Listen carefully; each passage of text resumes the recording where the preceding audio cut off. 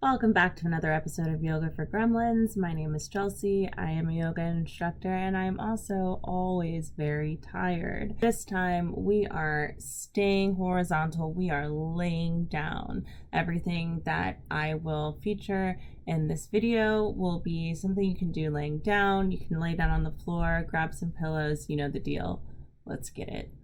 What I want you to remember here at Yoga for Gremlins is that this is still yoga, and yoga starts with the breath. So we're going to do a little breath exercise to get into it. So you can lay down, lay on your back, bring your arms to your sides. I already started. Bring your arms to your sides, palms face up. Try to get your shoulders to relax. Let your head kind of fall in a way that feels natural so that your eyes kind of just gaze up towards the ceiling. Just take a moment, feel the breath in the back body.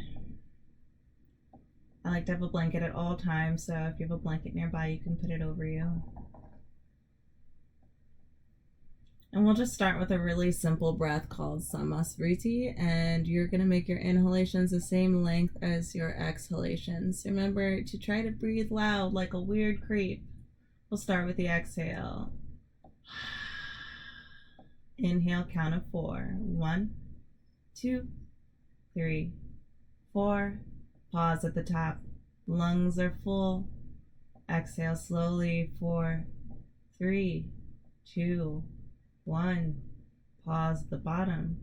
Lungs are empty.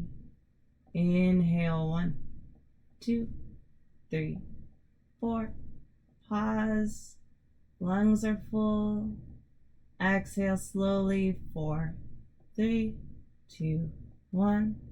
Pause. Lungs are empty. Big inhale through the nose. Big exhale side away. Inhale like drinking through a straw. Exhale lion's breath. Seal your lips. Inhale through your nose. And exhale through your nose. Next. So our first posture will be reclined pigeon, which is like a figure 4 with the legs. So I'm going to bring the soles of my feet to the bed, and I'll just pick up one leg, cross your ankle over top of your opposite knee, and try and let your other knee fall away from you. You can even give a little push. Be like, go away, knee. Now, if you'd like to take this a little deeper, you can interlace your fingers over the knee and gather your legs in towards the body, and then just give it a little rock back and forth. I'm already feeling a stretch along the outer side of the hip, which feels very nice, but you don't even need to overdo it. Just notice the sensations in the body. When you're ready, switch sides. Whoop! And interlace your fingers above or below the knee and gather the legs in towards the body. Or you can even just keep your foot on the floor like this. Like reading a book at the beach. It feels nice. And give your little knee a little push. Yeah. All right, it's all good. Next! This next posture will require a pillow. Pillow. Remember, violence is not the answer, but you can always punch a pillow. Get it the right height, and then we're gonna lay in fish pose called Madhyasanana, and you'll just bring the pillow to the base of your spine and let your chest fall over the pillow and let your head fall off the pillow. This lifts the chest and kind of opens the front body, opens the rib cage. And you can do whatever you want with your legs. You can let your legs out long. You can bring the soles of the feet together and the knees out wide. Or you can just keep your knees up like this. Pause. Breathe.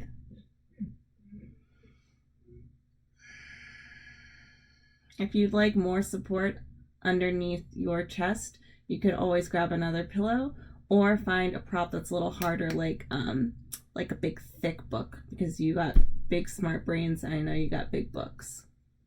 Next, you're going to roll onto your side in kind of a fetal position, and then keep rolling. What? And turn over onto your belly. And we're gonna do a little spine strengthening here. So I'm on the bed. It's very soft bed, so it's not gonna have a lot of support. This is also really good to do on the floor, but we're going really easy. You don't really need a super hard surface, but for some of us that might feel a little bit better. So just keep that in mind.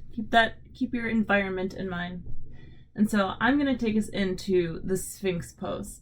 And all you're gonna do is bring your shoulders over your elbows. You can see that my elbows are laying down, my forearms are down, palms face down. And then you just look forward and you kind of look like the Sphinx in Egypt. There's kind of like a little bit of compression from the mid to low back here. You're keeping your upper spine lifted, keeping your chest lifted, eyes forward. And just hang out here for as long as feels good.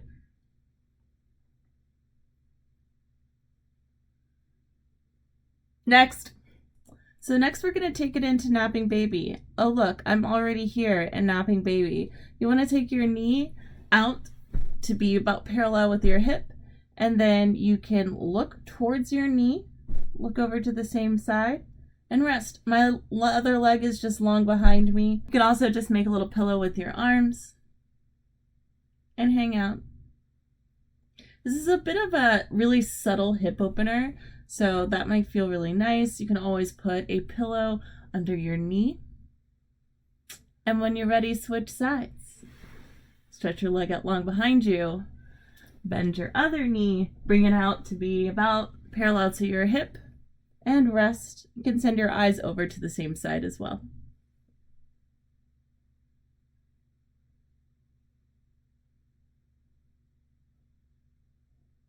Next.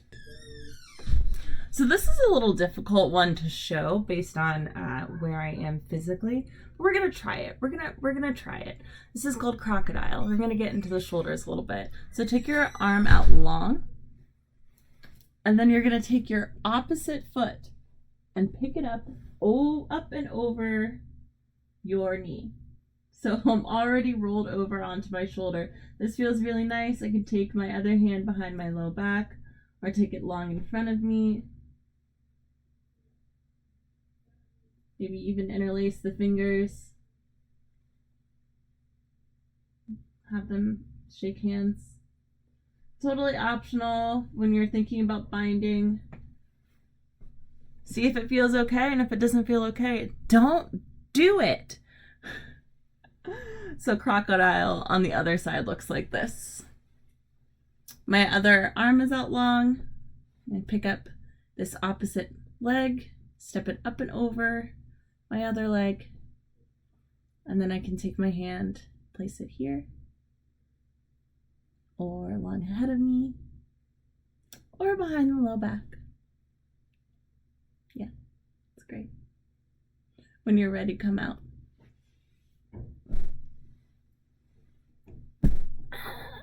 And second to last, here is a little bit of a toughie for some of us. It might feel good on the bed because the bed's gonna be really soft for your knees. We're gonna get into frog pose. So frog pose is a big hip and opener, and it's kind of laying down, kind of not. So did I lie? Maybe a little lie, maybe a teeny weeny itty bitty stinky little lie. From here, you're gonna take both knees out wide. This is really great after napping baby because you're already opened up a little bit. So you're gonna take your knees out wide and bring your heels in and your toes to the outside. So think heels in and toes to the outside. That's gonna activate that stretch, and that's gonna feel a little intense for some of us. And you're gonna breathe through it because there is sometimes discomfort, but there should be no pain. And then you can support yourself with like a little pillow or something. I got my blankets here. And this is already like enough for me. This is already a lot. Some of us are going to want to stay up on the forearms, maybe even bring the hips back, because when you're a little bit tighter in the hips, you're going to send them up and back to come out of the stretch. And then maybe over time they'll start to lower. Next. And as always, our last posture is Savasana. And I want to remind you that Savasana can kind of be anything. If you want to take a more meditative seat, you're welcome to. If you want to lay on your back with your palms face up, you're welcome to. If you want to face dive into a pillow and lay on your belly and scream about the world, babes, this is the time and place to do it. So I'm going to leave it right there. Thank you so much for hanging out with me. I want you to take some time and rest, because that's so important. It helps you restore so you can give back to the people that you loved, your loved ones, your community. And take an extra long Savasana. I'm going to choose the option of laying down face first and screaming into a pillow. See you next time.